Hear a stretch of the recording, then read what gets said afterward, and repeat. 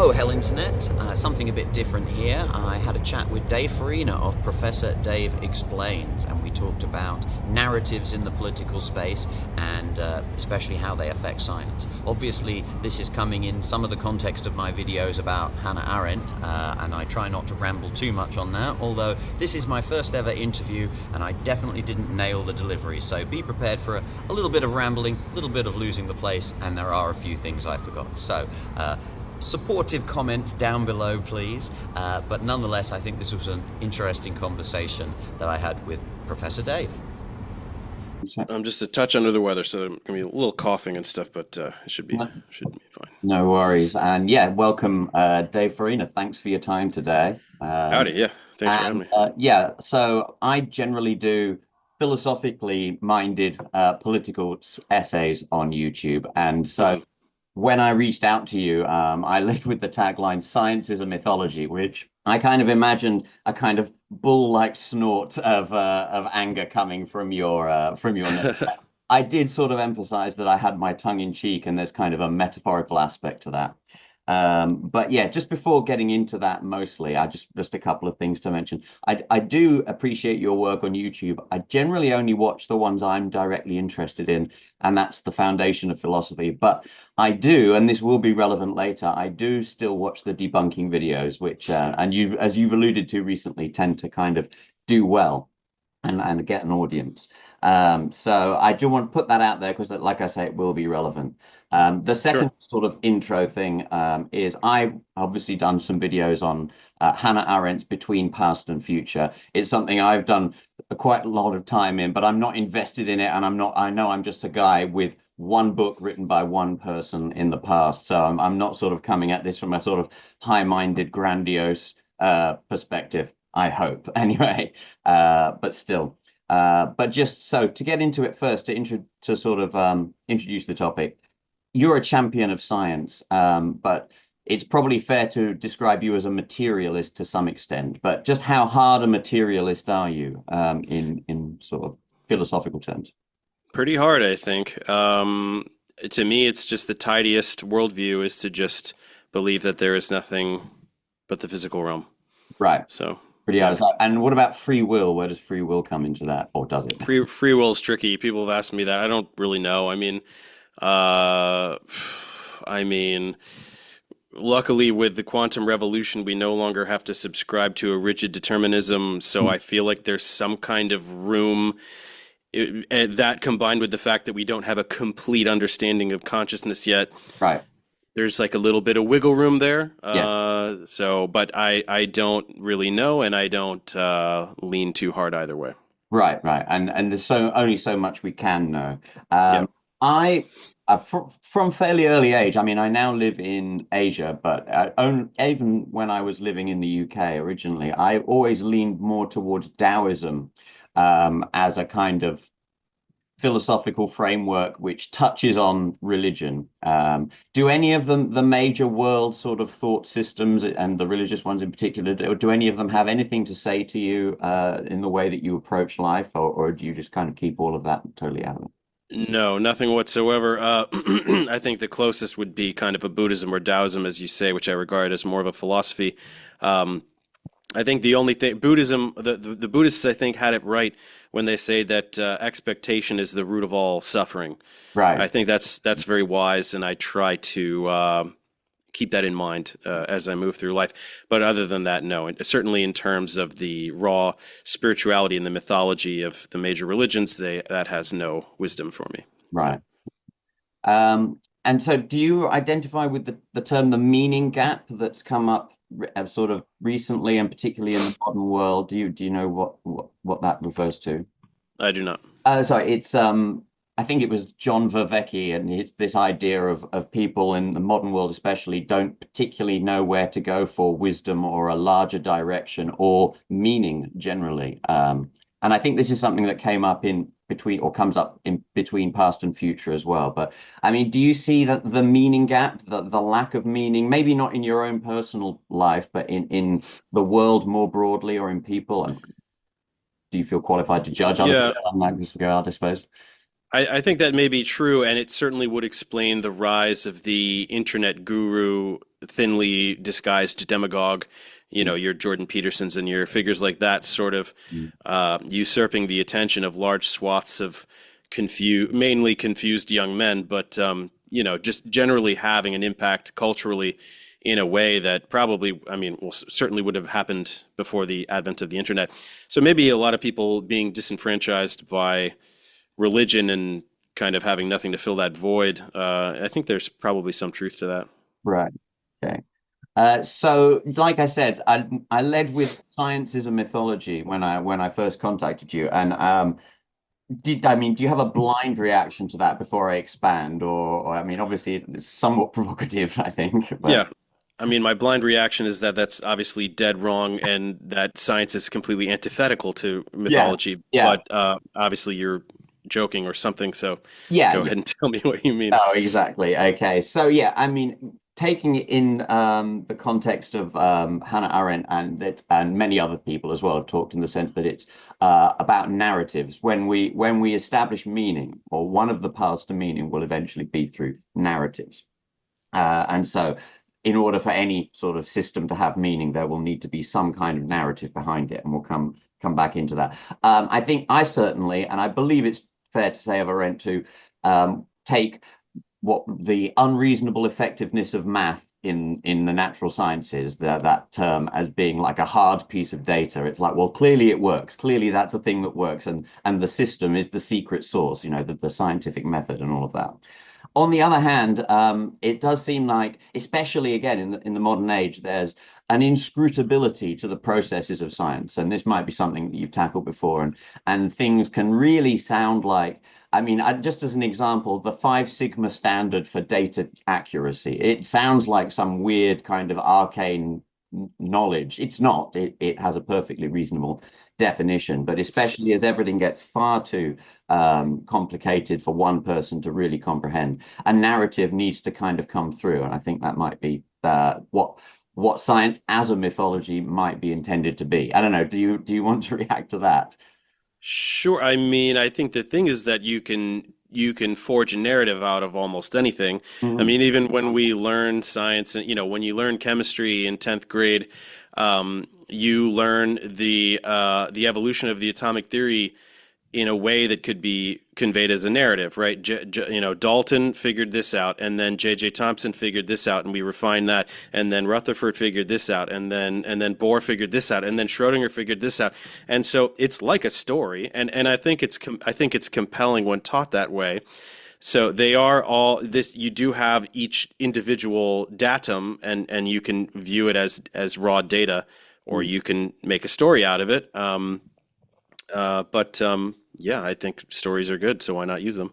Yeah, well, but does it relate in a sense to a mythology in that sense? Only in the way that the story is becomes what represents science to people who don't actually get into the nuts and bolts. I mean, the only way I would contrast it with mythology is that mythology is understood to be symbolic when it is created, right? The writers of mythology know that they're using symbols in fiction to Right. convey a greater Okay. truth, Mm. whereas, John Dalton and J.J. Thompson, like they existed. We know that they certainly did exist. They're real people. Right. But it can have the aura of a mythology, I suppose. I It can think have I the same effect.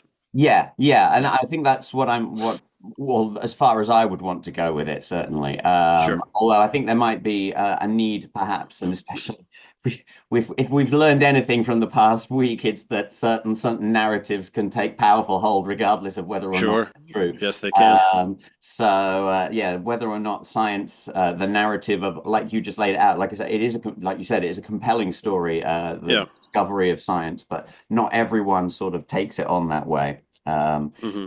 Just one more distinction I wanted to make before we move on is what comes up in Arendt is the distinction between the world and the universe. The universe being nature in its kind of raw physics and chemistry, etc., and the human Uh-huh. world being humanly constructed things. And she draws kind of a bright line between the human world as a work of artifice and the nature and the universe more broadly. Is that a line you would recognize, or does that strike anything with you?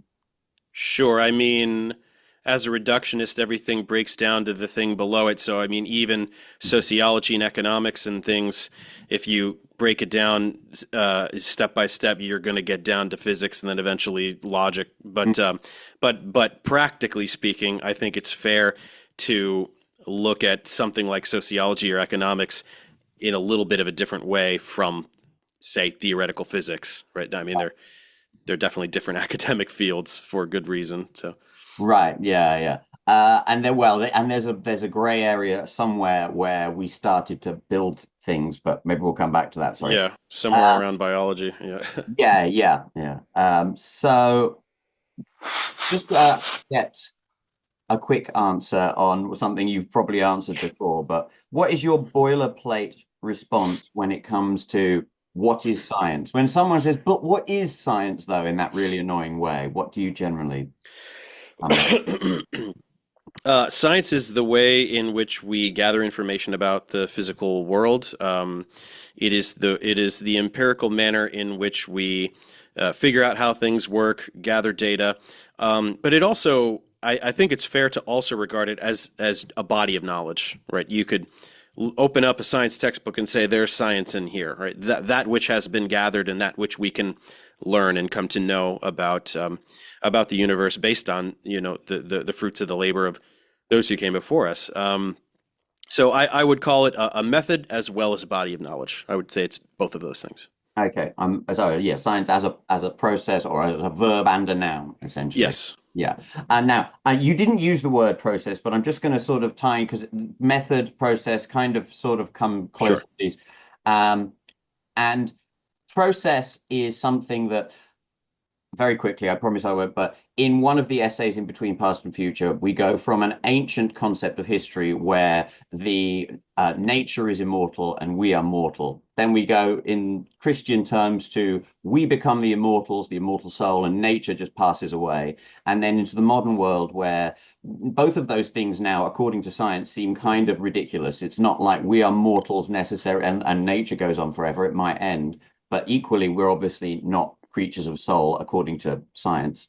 So all we've got left is the process. And Arendt kind of cites that as almost the reason for the meaning gap, in a way, the idea that we have now been forced into this concern for primarily process. And so we've lost the meaning of the nouns. It's interesting you brought up the idea of science as a body of knowledge, something that could be held on to as well, actually. But yeah, sorry, well, I've lost where I was for a moment there. Yeah, the idea that process is not progress and that it might be the reason for the meaning gap or the problem behind the meaning gap. Does that kind of ring any bells there with you? I don't know. Maybe as it relates to the human condition and having to accept the fleeting nature of everything and coming to terms with mortality. I think coming to terms with mortality is a big part of the development of an individual person as well as a civilization as a whole.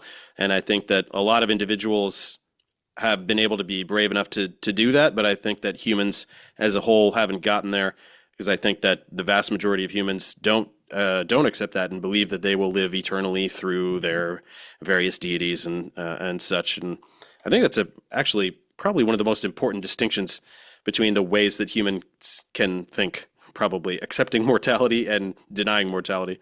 Right. So, okay. Right. So yeah. So the accepting of mortality is the primary kind of individual task in a way. yeah. Although then, as you say, it scales up to the civilization. Yeah. You may Definitely. come back onto that. Cool. So just moving on to science deniers specifically. I mean, when you do the videos which tackle debunking people who you regard as denying science, what's your first approach and your kind of way that you're going to tackle the subject? Well, there are two tracks. First, you want to provide accurate scientific information. Here's a thing that we know, and here's how we know it, right? Devoid of any commentary of some figure.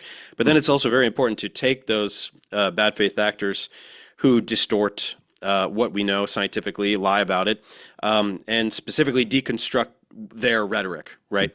This is so here's the thing we know. This is the thing that they say. Here's how we know that they're wrong and lying, and possibly, elucidate their motives and things like that.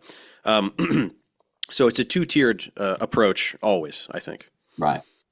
Okay. And you talked about their motive. What is the spread of motives? I mean, some of them you say are just straight up grifters. Are there generally more, as it were, good faith, bad faith actors? Are any of those out there?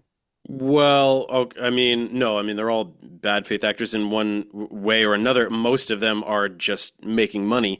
Some of them are working to some broader political goal.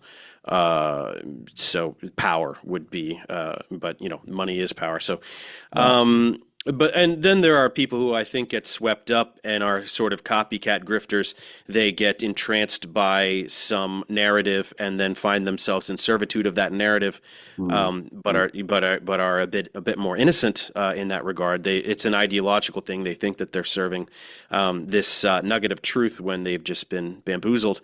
But the chief architects are grifters to the core. I've never seen any example to the contrary of that. So. Yeah, unfortunate.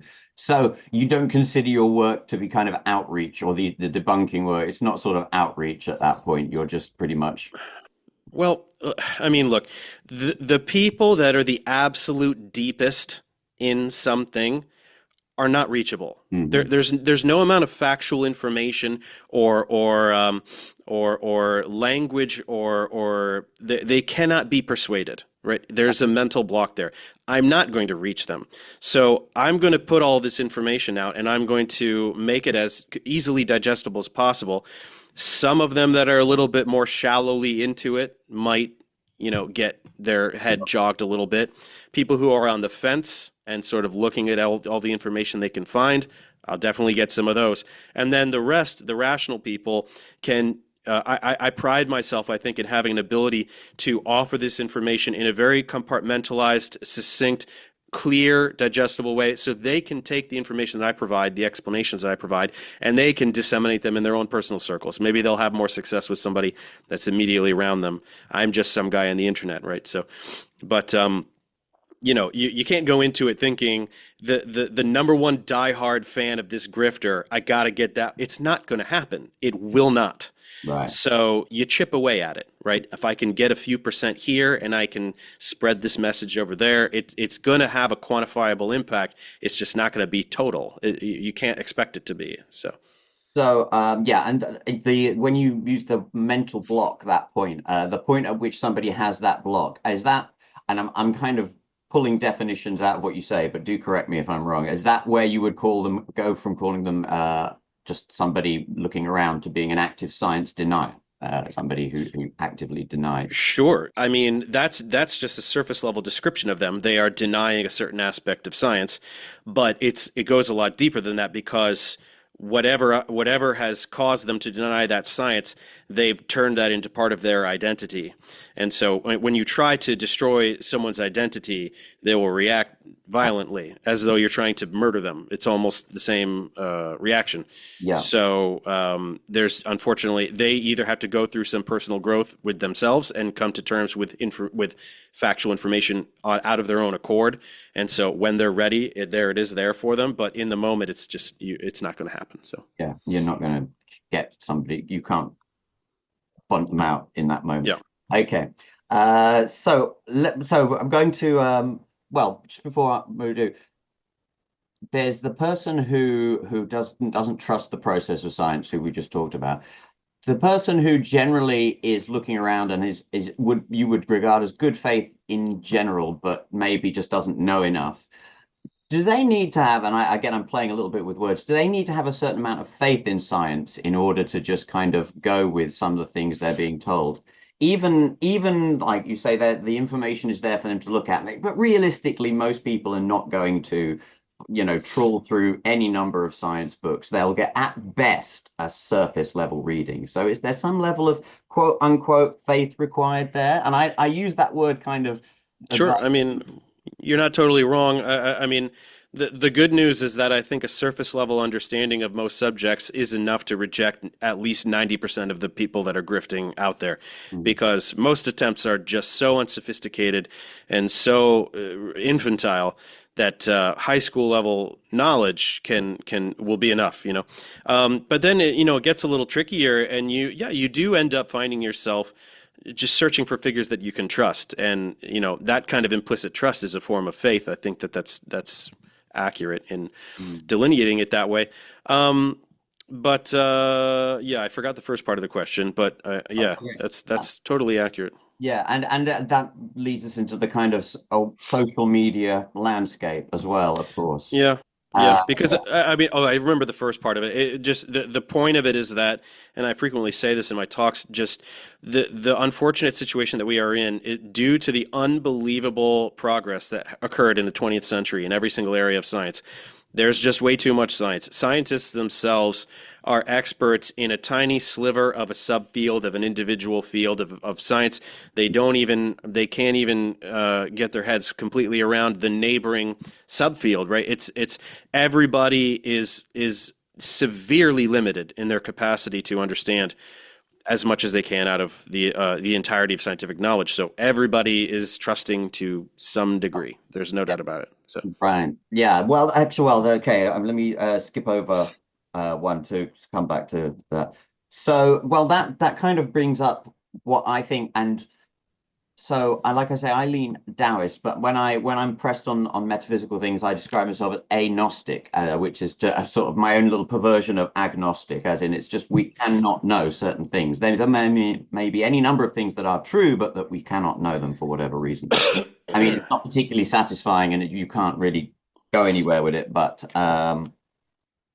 sure. But yeah, so the idea of us being compelled by only narratives, I just wanted to sort of we're led to that if you can't know certain things by a certain radical skepticism, a sort of Cartesian doubt, which is a term that some have used. And so we're only left with narratives that we're able to make. So I just wanted to run a couple of levels of this past you. Do you think that science will always, as in necessarily, be a narrative for non-scientists, people in just living everyday lives who have no part of it? For non, I mean, maybe, but I mean, just the thing is, if you're a scientist and you say, I have this theory, and on the basis of this theory, I'm going to run this experiment. If in this experiment I get result A, I will conclude X. If I get result B, I will conclude Y. Right? Your conclusion is hinging on the empirical results here. That's not really a narrative unless you force it to be. And I think that even a non-scientist can wrap their head around how methodical that kind of conclusion is. Right. You can turn it into into a narrative if you like, and Well, and you could and you should, maybe. I don't know, but it's not so much that I think as just, well, I mean, obviously, uh, scientists do their thing, they get the results, and sometimes that results in changes to the world, and particularly the human world that everyone can see. Which, and again, I'm bringing in something from Hannah Arendt here, the idea of common sense, not in the sort of everyday meaning, but just in the sense of, okay, a thing that we can all see with our human everyday experience. Not that everyone does see it, but we can all see it. That's sort of the way she says that we judge humanity in a direct sense, and that's where the narratives come from. And that is something almost apart from science, in that you can't get the data and the logical process that comes out of that and install that into people in their everyday lives. It's just like you said, it's just not going to happen. yeah, So especially if you're talking about people and not some very simple experiment, because people are such chaotic systems that we're not cognizant of all these tiny variables all the time. We're so for just people making to broad so for judgments. people to really take on science, everyday people to take on science, there needs to be a broader narrative there of what science is, what it does, the way that we can trust it, or so to speak, that kind of thing. So is that Uh-huh. kind of narrative going to be a necessary thing, do you think? Yeah, no, but I mean, luckily in the 21st century, we have so many examples, True. so many stories of how science gave us this, right? Science gave us that. Science fixed this. Science fixed that. I mean, it's just endless. You can make hours and hours of content talking about, smallpox vaccines and crap like that. It's just, it's really, really hard for me as someone who is fairly knowledgeable in science to wrap my head around somebody being a science denier, even in any singular area. But there are people who really just top to bottom, just no, thank you, not for me. I can't really fathom that. You know. Okay. Well, I actually I agree. It's astonishing. But I'm going to press with something else a little bit. So if if it is necessary that everyday people have some idea of science as a narrative in their everyday life, I would ask, is that also true of scientists insofar as scientists also have an everyday life? Is science a broader narrative for you in your everyday life when you're not doing science? Could that be true in some sense?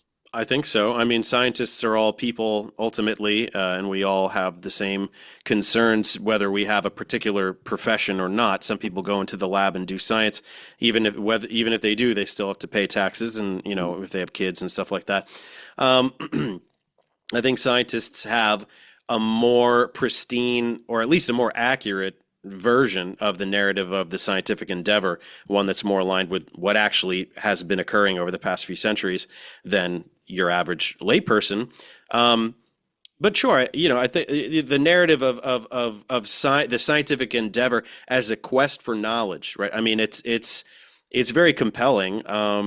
We have to be careful not to let it slip into every little nook and cranny as we examine everything that every scientist does. But in a very broad sense, it's entirely accurate to refer to the scientific endeavor as a quest for knowledge, a quest of understanding of the universe. Yeah, sorry, that last thing you said when you said not letting it seep in, do you mean like not allowing the narrative to impact upon the way science is done on the ground level? Yeah, an individual researcher, neither the way that they conduct themselves nor the way we interpret what an individual researcher has done. I actually just did a piece on this.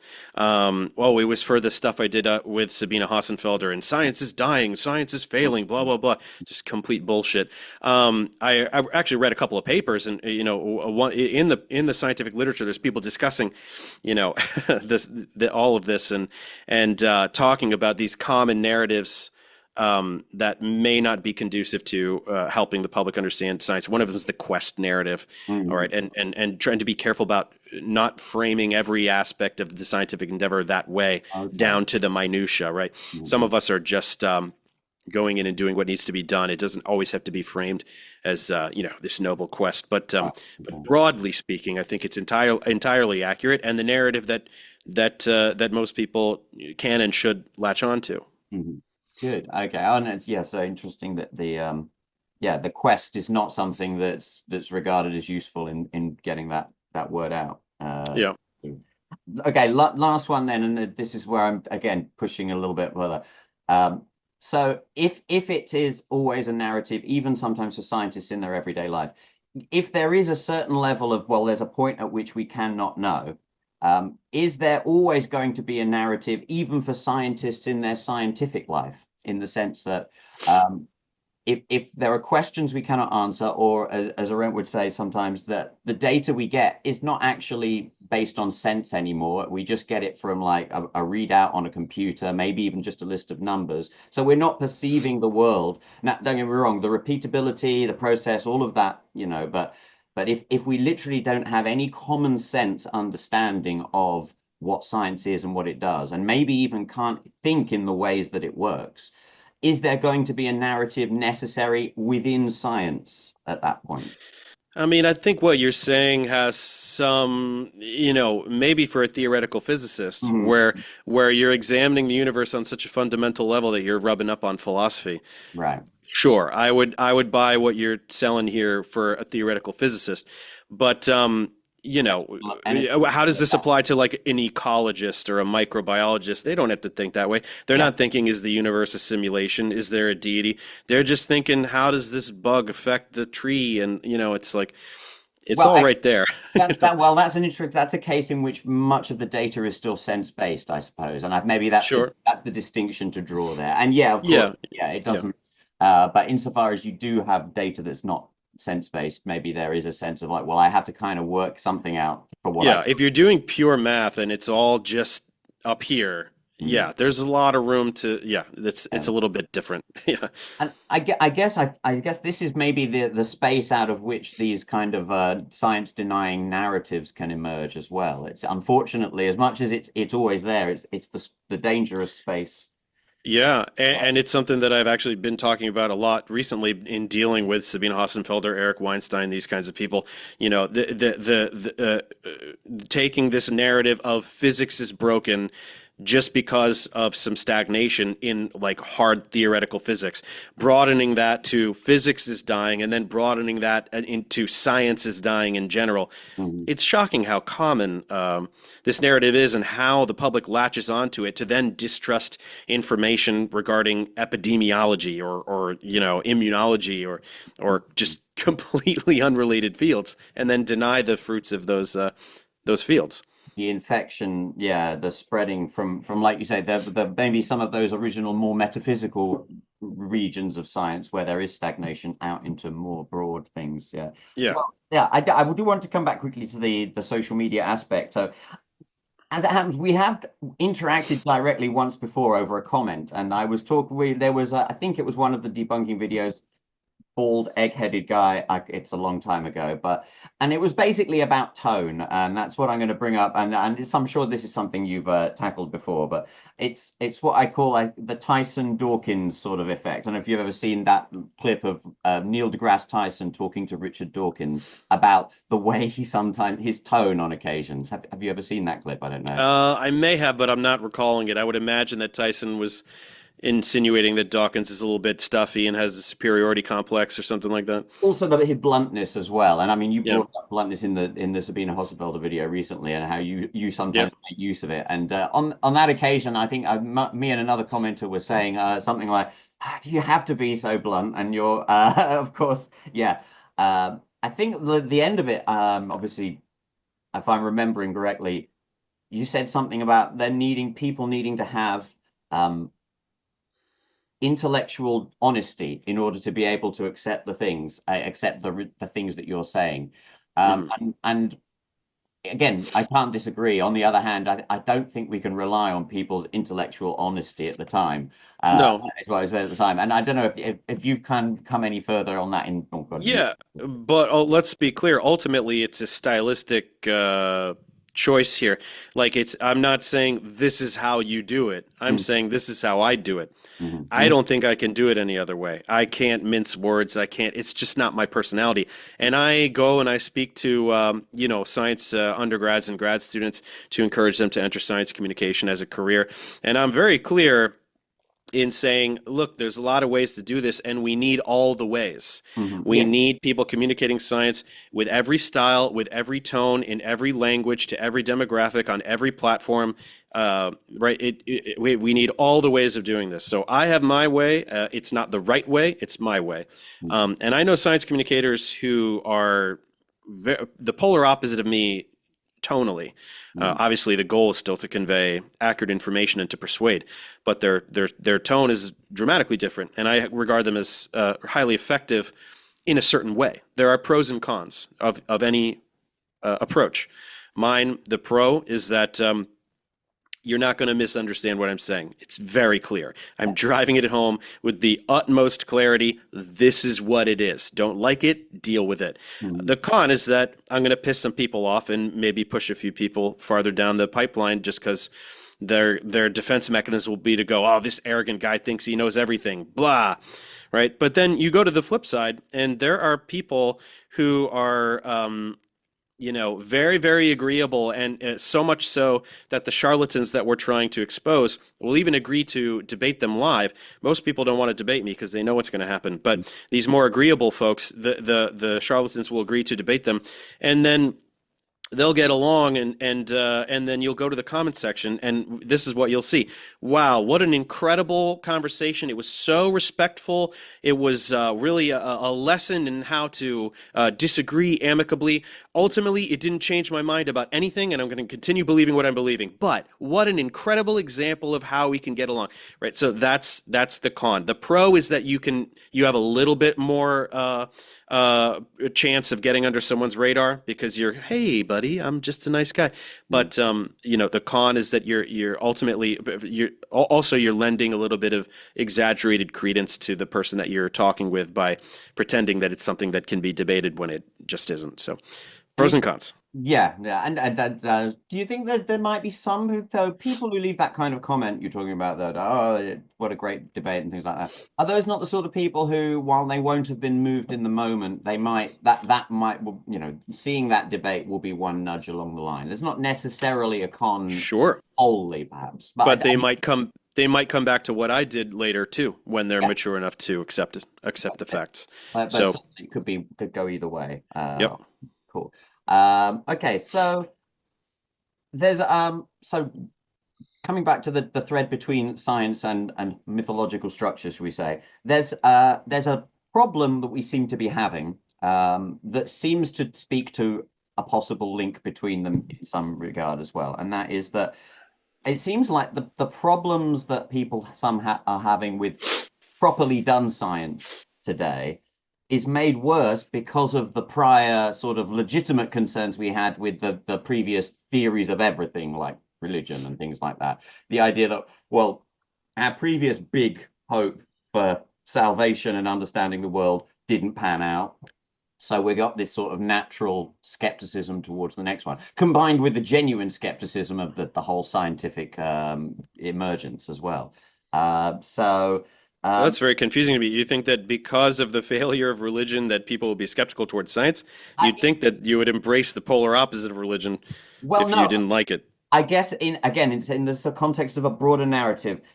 If religion was the theory of everything, for want of a better word, and now science is that, and religion failed, then science could fail. That's the thought process. I'm not saying that that's and again with a radical skepticism sort of lurking in the background. How can somebody get out of that possibility at the end of the day? And then they get led down sort of the darker rabbit holes of sort of not believing things. Sure. I mean, the irony of a radical skeptic falling for science denial is not lost on me. I deal with that every day. Yeah. But I don't know. I mean, people will find a reason to distrust anything. It's ultimately, it's rhetoric and it's a certain type of person that will persuade someone to deny science. It's not something that people arrive at out of their own accord, right? They rely on these narratives, as you say, from these demagogues to reject science. It's not something they go, oh, this virologists look at viruses every day. You know what? I don't think they're real. Nope, no virus. No, they have to rely on frickin' Stefan Lanka or any of these jerks to persuade them that viruses aren't real, despite the fact that virology is a field of science that exists. Yeah. So, Okie dokie. I just want to lay out one more little piece of Arendtian background, which then ask you to comment on. Hannah Arendt thought that Plato and philosophy through history had focused far too much on what she called the vita contemplativa, which is basically the philosophical life, thinking and sitting around contemplating your navel or whatever. She was much more focused on the vita activa, which is why she called herself a political theorist and not a philosopher.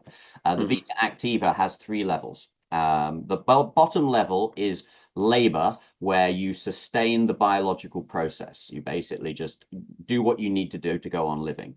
The second level is work, where we fabricate those things which are part of the human world. We create the human artifice. And then the top level is action, where individuals express their individuality, to put it very basely. Obviously, I'm butchering that into one soundbite, but the point for science is that all of science seems to be aimed at this central area of fabrication, of making things, of coming up with a result, of proving the hypothesis true or false, and so on. And it seems to be in the context of the Vita Activa that there's life down at the base. That's where we have our basic life experience as humans. And then up at the top, the action is where all the high-minded philosophy and talk, high-minded talk goes on. And then the most beautiful things that we have are up at the very top of our culture and then tie back to the bottom. And that is religion. The Roman term is religare, that which ties back.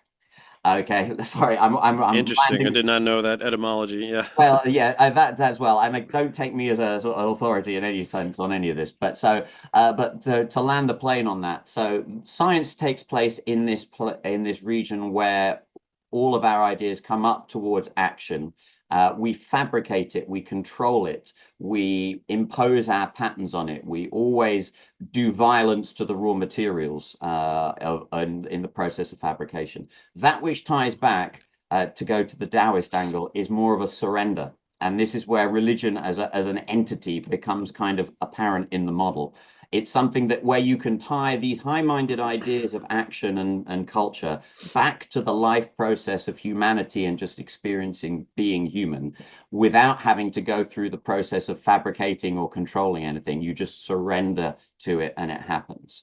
Obviously, we're hand wave. I'm waving my hands genuinely here. It all is all hand wavy. I'm not suggesting a process or a model here, Yeah. but that's the Vita Activa. And do you think that some kind of idea of science forming a barrier between these two realms of the human, does that resonate at all, or do you see any talk of it? I don't really see the barrier. I mean, I understand what you're saying about religion. As an artist, I would replace religion with art. I would say that art does that for me. That's where I get my transcendence. But I think that the best scientists are also doing that. I think that the best examples of science have an element of transcendence to them. So Can you give some I examples of that? Sorry, just science that really expresses a certain transcendence in the way that it's done. I think Einstein. I mean, you mentioned that this top tier, you're talking about self-expression, right? I mean, the best scientists that truly forge new ground, that is self-expression. There's no way it's not, right? That individual person did that thing, and they did so because of some individual gift that they had. I mean, when you revolutionize our conception of how the universe works, that's not only self-expression, but there's something transcendent about it. It's going to change the way that we think, just the way a good piece of art can change the way people think. So I think it's easier to do it with art than science, but I think the best science does it too. It does get that to that level. Great. Yeah. Okay, so I've got two more questions here. I hope I've managed to keep the thread going generally. But do you know James Lovelock? I do not. He's as one of, well, they sometimes call him one of the last genuine, quote, scientists, in that he was a generalist. He recently died. He was over 100. Came up with the Gaia hypothesis, if you're familiar with that, the idea that Earth is a self-regulating system. He did claim he was somewhat haunted by the name and the New Age people surrounding it. Yes. Yeah. At the same time, I think that's the kind of narrative that it needs, although I wish it had taken off maybe a bit more. But he was talking towards his later years of the revenge of Gaia and the need for not sustainable development, but sustainable retreat. So I don't know. Do you think that civilization A will and B should retreat in some way? Maybe in the face of the climate crisis, maybe in certain other ways. Do you think that there is a need for some kind of sustainable retreat before progress can be made? It's a very good question. I don't know. It's possible. I mean, the thing is, I don't know the degree to which urbanization and overpopulation is really the root cause and the main threat here, because the thing is, if I'm looking at climate and I'm looking at, we're talking about a 2 degree warming effect. It's certainly within the domain of science to manufacture solutions to that problem. Mm. There are so many ways, right? You can genetically engineer bacteria that consume CO2 at a million times the rate of other bacteria, distribute them along the surface of the ocean. There you go. We did it, right? We returned CO2 back. There, people are talking about things that we can put in the atmosphere and stuff like that. So these are all potential solutions. Are they going to work? Will we be able to implement them? I have no idea. So I'm a little bit more of this on the side of just like, no, we're going forward. Okay. We're only going forward. We're always going forward. There's no way to go but forward. We're not going back. Yeah, we're not going back. I mean, it's just a fact that it's not going to happen whether we should or not. But maybe even going so far as to say, no, we shouldn't go back. But that's a level. I think I'm a pretty good generalist, but the kind of generalist and futurist that you have to be to confidently make an assertion like that is kind of next level. I'm not sure if there's any generalist alive that could confidently make that assertion. So I'll make my timid assertion of no, forward we go. Forward we go. Okay. And and hopefully, yeah, as you say, there are solutions there I'm sure we could find if we had the political will. I mean, if we had the political will. The science is pretty, maybe not a slam dunk, but we're like, hey, here's some things that we definitely can try. And but there is with one sideline there. There is also the problem of occasionally, because of the way politics and science function together, there are incentives for scientists to fall in with political will on occasion, or be led in certain directions by political will, which is part of the edifice, I suppose, of science denial, or the edifice that yes, science denial, and the propaganda that institutions put out to encourage people to deny science that's ideologically uncongenial to their purposes. So, I mean, what are the best ways if you're looking to get the straight dope on science in an unvarnished and unpropagandized way?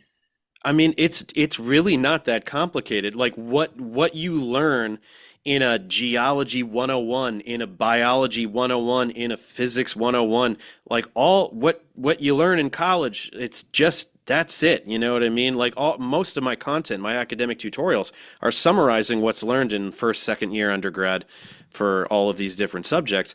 And it's done so without any specific application, right? It's not saying, it's not really referencing any specific political situation. It's just, here's some shit we know about molecules and rocks and stars. Like, just know the basics, right? And that's something that I promote very heavily, is general scientific knowledge for the masses.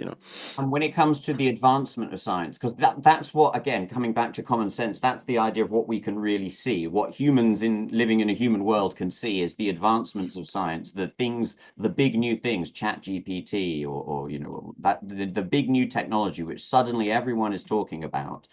What's the best way to get the sort of unvarnished truth on some of the things that are cutting edge? Is there a way to do that, or do you really have to get down and dirty with the papers?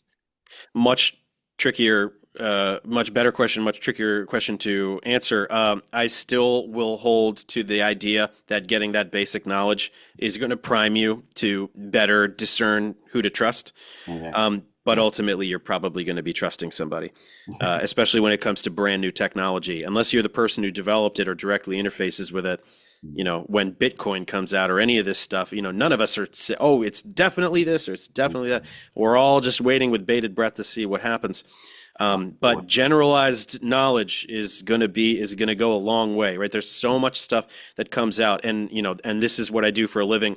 Every day I get emails. Hey, I just saw this interview. I just saw this podcast. I just saw this thing. Is this guy a genius like he says, or is he an idiot? All right, I'm working on a piece right now. This Chris Langan released this this interview on the Daily Wire, and there's so many people who are like, he seems really smart. I'm like, how do you guys not know that this guy's completely full of shit? Come on. So it's all just general knowledge. It's just knowing what things mean and you know. I tend to be there are times, but I tend to be the person who gets swept up in narratives. You might have noticed this about me, but yeah, with that Sure. in mind, when I hear these people, on the first listening, I mean, certainly the Weinstein brothers, I was interested in them. Yeah. Eric more than Brett, but yeah, less so now, It certainly. happens, man. It happened. Like Eric. I mean, just because the guy that I'm doing the debunk on that I'll put out later this week Mm. is there's a lot of parallels with Eric, but I noticed immediately that Eric's much better at it. They Oh, both pretend to have a theory of everything, but Eric can actually say math stuff, right? He understands math as well. He like any graduate student in math probably knows pretty much what he does, but it's still more than me. He knows more math than me, and I think I know a pretty good amount of math. yeah, So yeah. it's like, but this other guy is just like, dude, the guy doesn't even try. He doesn't even try to talk about math at all because he can't. But or like Terrence Howard, who says one times one equals Yeah, two. make your own math. Yeah, I yeah. mean, this is 7-year-olds can debunk that, Mm. but it is the era of the internet guru for precisely some of the reasons we've been delineating an obsession with narrative, the meaning gap that you're talking about, where we're all kind of just like looking for someone. We're looking for the loud alpha male to do our thinking for us, right? And so the one who shouts the loudest and says, "I know the way, follow me." Mm. They're gonna get a lot of people, right? And that's what we're seeing right now. It's a proven business model to go on podcasts, call yourself a genius, say a bunch of shit that sounds smart to dumb people, and cash in. It's just where we are as a civilization right now. It's really unfortunate. So Yeah, and on that vaguely hopeful but also slightly down note, we a shall little bit. Yeah. one last question. What should the tagline in the thumbnail be on this video? Should it be "Science is a mythology?" question mark exclamation mark, or "A chat with Dave Farina"? Period. Oof, I don't know. I mean, the former's more provocative. I don't think provocative for the sake of I mean, it's you're putting me in a tight spot because I just did the whole stuff with Sabina about science is dying. So you know Would you what? be offended if I used the former one? I wouldn't be offended because I was here for the whole conversation, and we did not Okay. conclude that science was mythology. Okay. But and she does insist that science is failing. Be So there's a little bit of a difference, but I would say toss up whatever you feel like. Okay, no worries. Well, with that, I'll go and do that. And Dave Farina, thank you very much for your time and your insights today. Thanks. Thanks for having me. Yeah, absolutely. Cheers now. Bye bye. See ya.